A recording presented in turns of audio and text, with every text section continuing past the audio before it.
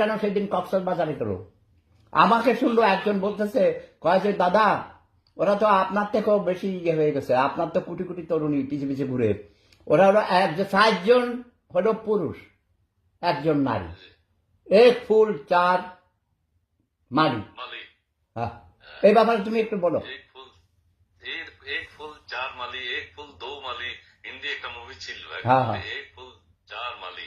আচ্ছা, যাই হোক, কক্সবাজার যাওয়াটা অনেকের কাছে খুবই দৃষ্টিকটু মনে হয়েছে, দেশবাসীর কাছে দৃষ্টিকটু মনে হয়েছে। সেটি হচ্ছে 5ই আগস্ট তাদের ভাষায় একটা বিপ্লবের দিন নাকি, অনেকে শহীদ হয়েছেন, অনেকে আহত হয়েছেন তাদের ভাষায়। তো সেই দিন তাদের মিলাদ মাহফিল করা ছিল, মোনাজাত করা উচিত ছিল, শহীদ পরিবারের সাথে সময় কাটানো উচিত ছিল, কিন্তু সেই দিন তারা বিনোদন বিহারে গিয়েছে কক্সবাজার টু মাচ, এবং দেশবাসী এটা ভালোভাবে নেয়নি। তাদের কথা অনুযায়ী তারা ভুল করেছে বিষয়টি। এখন নানান ভাবে এটিকে ইয়ে করার, ব্যালেন্স করার চেষ্টা করা হচ্ছে। কেউ বলছেন যে পিটার হাসের সাথে সাক্ষাৎ হয়েছে, হোক বা না হোক। কেউ বলছেন সিআই এর সাথে সাক্ষাৎ হয়েছে, হোক বা না হোক। আপনারা সেখানে যাবেন কেন এই দিনে, এই বিশেষ দিনে?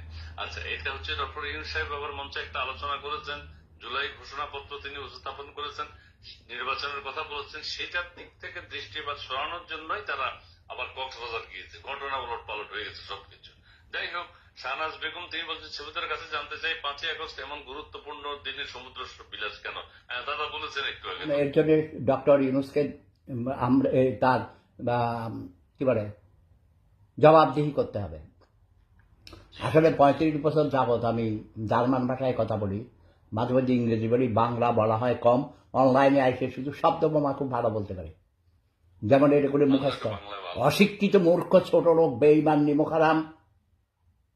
না আর দিব না, আর না না না না, নোয়াখালীরা খাটা রাজাকার, ছোট লোক গরিব, 3 বেলা ভাত খাইছি হাসিনার সময়ে, এখন 1 বেলাও খাইতে পারস না।